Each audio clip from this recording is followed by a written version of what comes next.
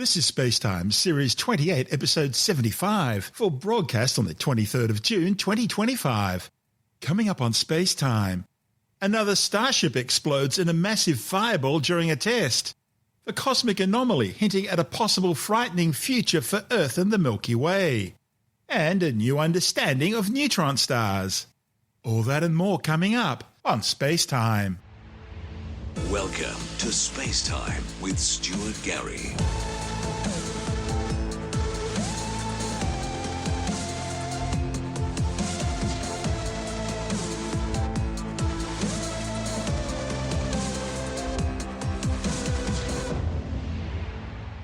SpaceX have suffered another major blow, with its planned 10th Starship test flight exploding on the test stand.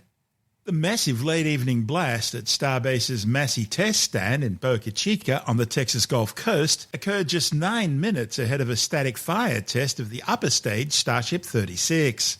A huge explosion and subsequent fireball was so large it was seen from space by the GOES-19 or GOES-East on both its near-infrared and shortwave infrared instruments.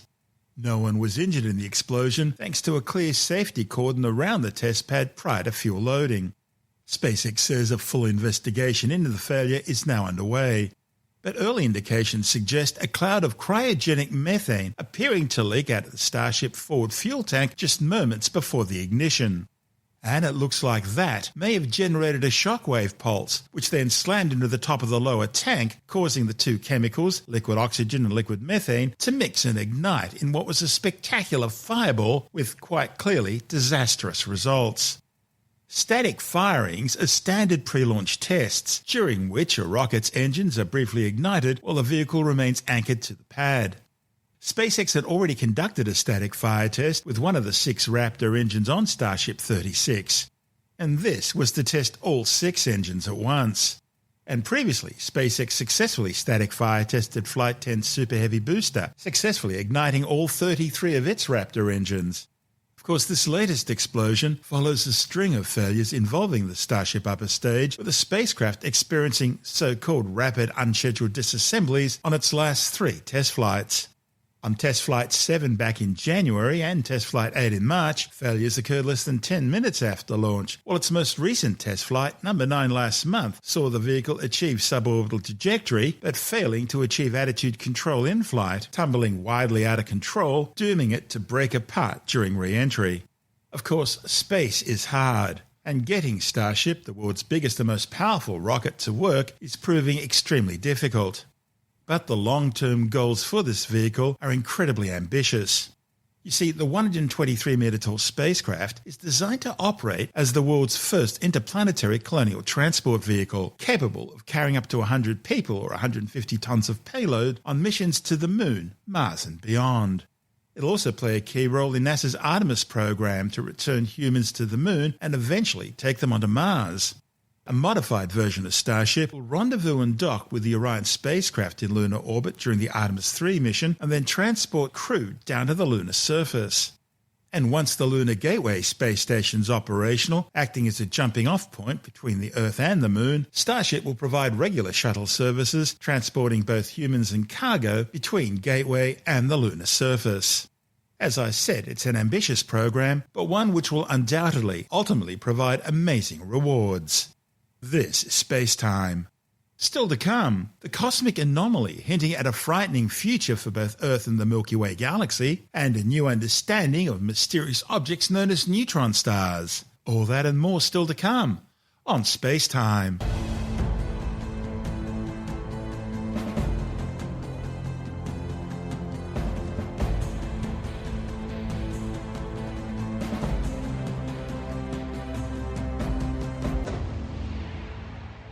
A terrifying glimpse at one potential fate for Earth and our Milky Way galaxy has come to light thanks to the discovery of a cosmic anomaly which is challenging science's understanding of the universe.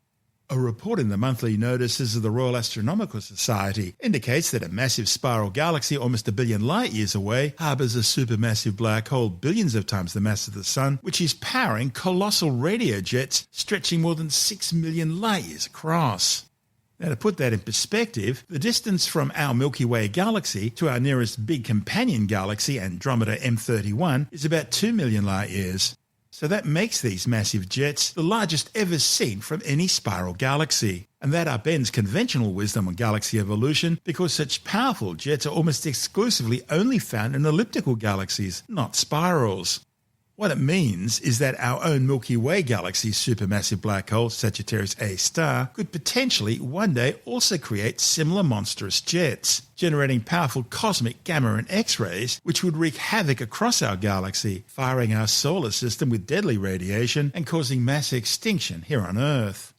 The study's lead author, Stuart from Christ University, says this discovery is much more than just an oddity, because it forces scientists to rethink how galaxies evolve and how supermassive black holes grow in them and shape their environments. If a spiral galaxy can not only survive but thrive under these extreme conditions, what does that mean for the future of galaxies like our own Milky Way? Could our galaxy one day experience similar high-energy phenomena? And what would be the consequences of such an event for the survival of life? Bagchi and colleagues made the discovery while studying the structure and evolution of a spiral galaxy known as 2Mass X J23453268-0449256. It's about 3 times the size of our own Milky Way galaxy. Using observations from NASA's Hubble Space Telescope, the Giant Meter Wave Radio Telescope, the Atacama Large Millimeter Submillimeter Array Radio Telescope, and multi-wavelength analyses, the authors detected an enormous supermassive black hole at the galaxy's heart, with radio jets that are simply the largest known in any spiral galaxy, making this an incredibly rare phenomenon. Now, traditionally, scientists have long believed that the violent activity of such colossal jets shooting out from supermassive black holes would disrupt the delicate structure of spiral galaxies. Yet, against all the odds, it appears this galaxy has retained its tranquil nature, with well-defined spiral arms, a luminous central bar, and an undisturbed stellar ring, all while hosting what is one of the most extreme black holes ever observed in such a setting. And adding to the enigma, the galaxy is surrounded by a vast halo of hot X-ray emitting gas, providing further key insights into its history.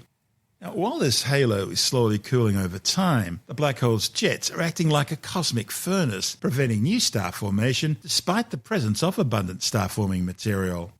Our own Milky Way galaxy's supermassive black hole, Sagittarius A star, has some 4.3 million times the mass of the Sun, but it's currently in an extremely quiet and dormant state.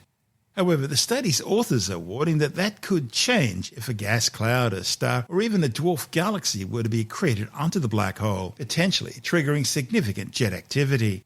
See, these jets are created as material falls onto the accretion disk of a black hole. The material is ripped and torn apart at the subatomic level, releasing huge amounts of energy in the process. While most of the material eventually passes the event horizon, the point of no return at the edge of a black hole, and eventually falls forever into the black hole singularity, some of this material and energy gets channeled along magnetic field lines perpendicular to the black hole's event horizon and shoots out into space as powerful superluminal jets. At their most powerful, these jets, known as quasars, can be seen as beacons across the other side of the universe. And they're not that rare. Astronomers have often seen stars being ripped apart as they fall into black holes. These are known as total disruption events, and they've been observed in lots of other galaxies, but not in our own galaxy, the Milky Way, at least not yet.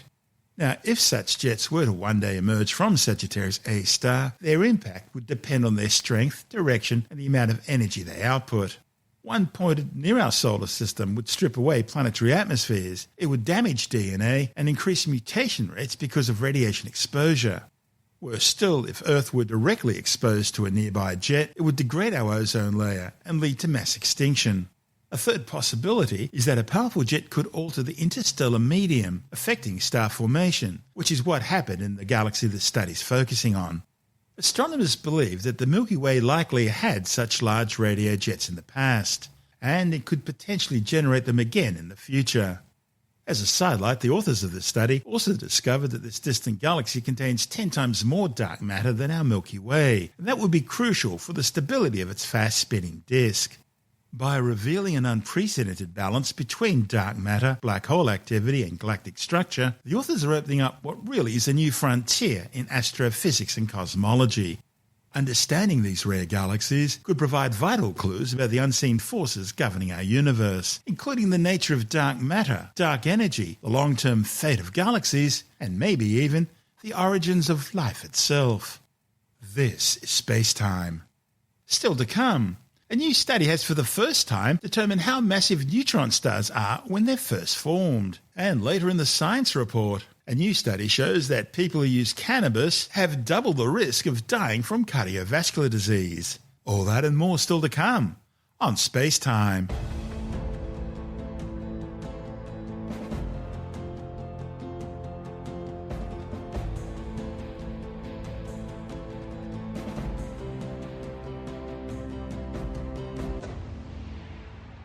A new study has for the first time determined exactly how massive neutron stars are when they're first formed. Neutron stars are the dense core remnants of big stars, more than 8 times the mass of our Sun. But scientists know very little about neutron stars, such as their internal structure or their composition.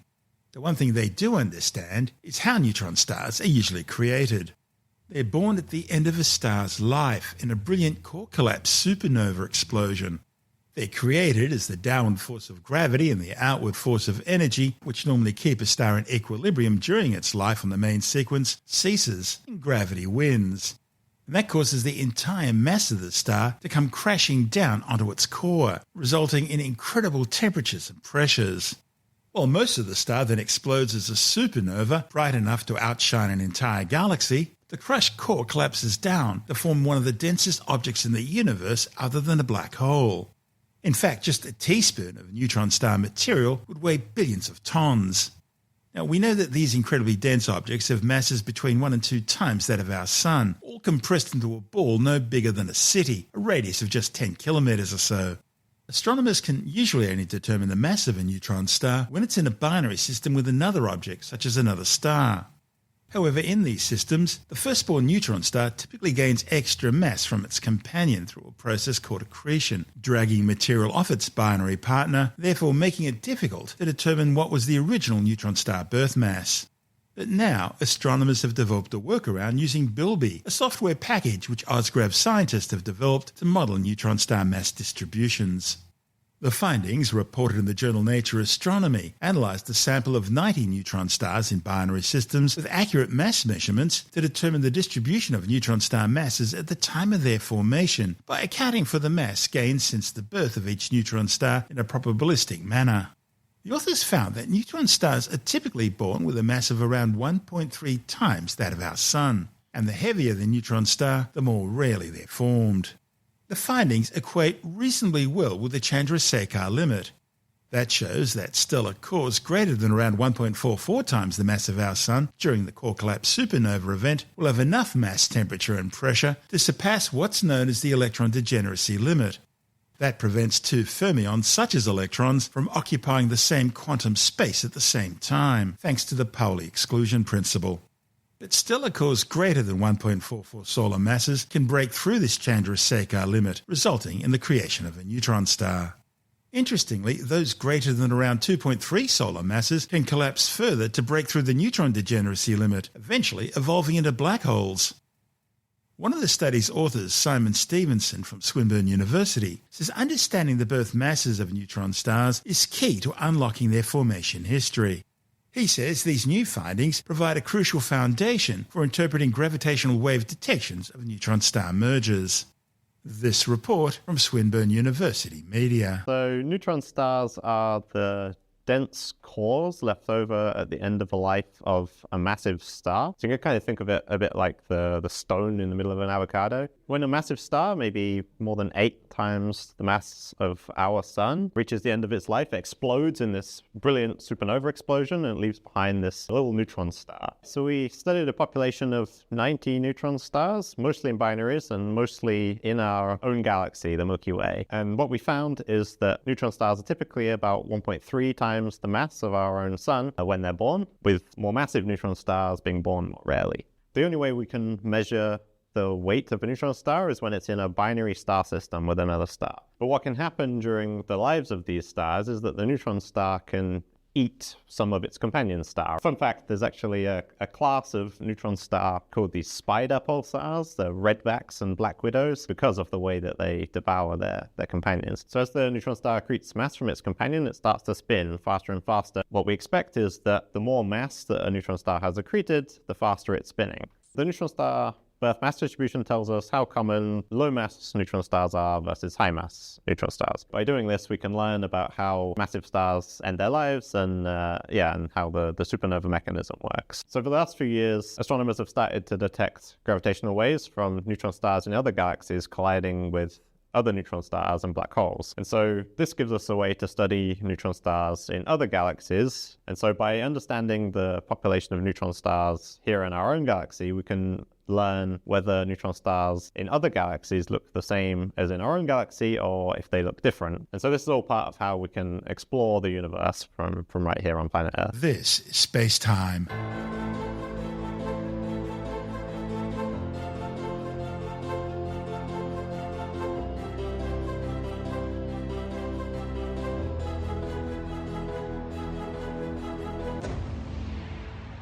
And time now to take a brief look at some of the other stories making news in science this week with the Science Report.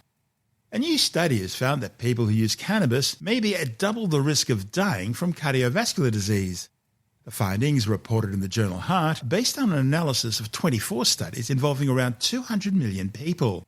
The authors found a 29% higher risk of acute coronary syndrome, a 20% higher risk of stroke, and a doubling in the risk of dying from cardiovascular disease among cannabis users.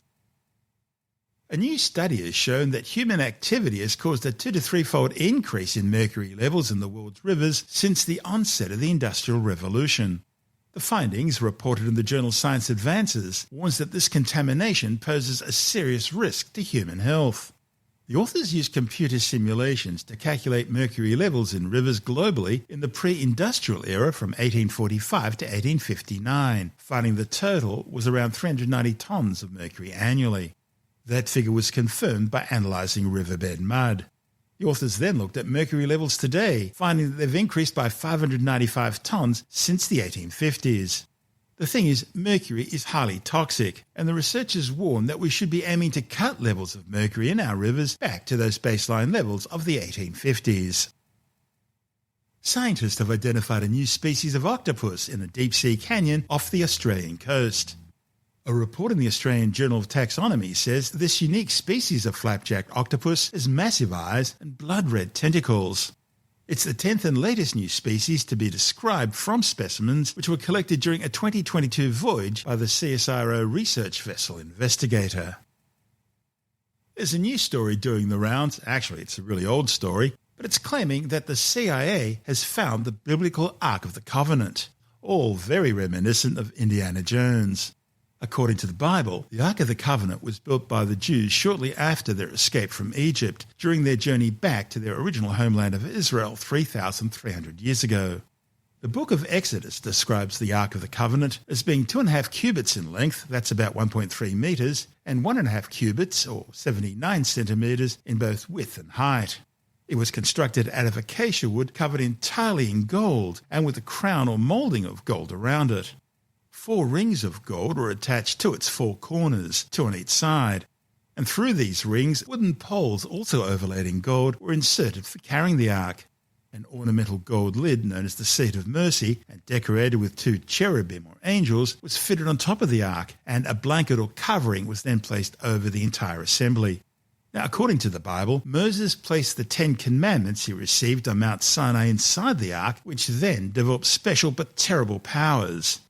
It guided the children of Israel through the desert as a pillar of smoke by day and a pillar of fire by night.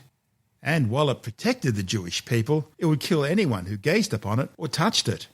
After the building of the Great Temple of Jerusalem, also known as the First Temple or Solomon's Temple, some 3,000 years ago, the ark was placed inside the temple's Holy of Holies, a place where only the high priests could enter. There are many differing stories about its ultimate fate. But Tim Mendham from Australian Skeptics says this latest story about the Ark of the Covenant and the CIA isn't new, and it's certainly not accurate. Basically, in the 70s and 80s and things, the CIA were doing experiments on psychics to see if they could find psychics that would help them locate enemy forces or can use some sort of power against them or whatever. The CIA were looking at everything at that stage. Remote viewing and things like that. This is remote viewing in this case to see. And they were sort of farming this out to universities to do research, and particularly an offshoot of Stanford University called Stanford Research Institute. Uri Geller was being tested. A whole range of different people were being tested for their ability, supposedly, to see things a long way away. Remote viewing, outside of psychic powers to influence things like doing the exciting thing of bending a spoon. And they had this whole bunch of psychics, in quotes, who were given coordinates, or they say, find something. And doing this, which was called at this stage Project Sunstreak, although the full thing I was always led to believe it was Project Stargate, so maybe this was a subset, some astronomical minor diversion or something. To quote the story headlines, the secret CIA files suggest the Ark of the Covenant was found. That is clickbait. It's not true. The secret files are not very secret. They were released in, I think, 2000, not long after these experiments were supposed to be going on. That the Ark of the Covenant was found, no, a psychic said he had located it. I don't know if he was exactly sure it was the Ark, because there were people around in hooded outfits, etc., and there was a box, and inside was another box. That was in the 80s that this story came up, that this remote viewing experience came up. And when the Ark of the Covenant was supposed to be a thing from the Bible, which great powers, anyone who's seen the first Indiana Jones film knows what it is, knows what it looks like. No one seems to have gone there to find it, to see, whoops, we know where it is, let's go get it, like an Indiana Jones thing. Did they find it, and did they hide it away in a giant warehouse? Some other people said it's under the temple in Jerusalem. That's where the Knights Templar were supposed to have been looking for it. And another story goes that Queen of Sheba took it back to Ethiopia, and it's in one of the temples there.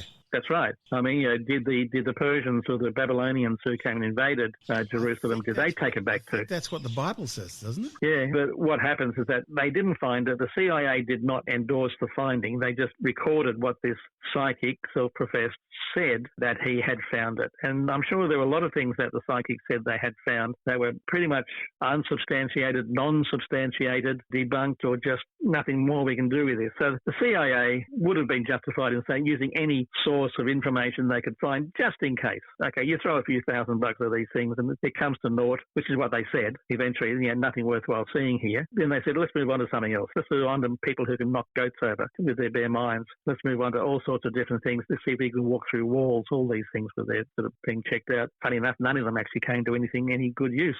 Secret files, they weren't secret.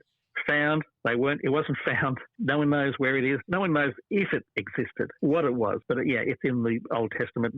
I think in the first book of the book. Is it in Genesis or probably Exodus? And in the early first 5 books of the Bible, the Pentateuch, which is all the ancient history. Headline: misleading. Move on. That's Tim Mendham from Australian Skeptics.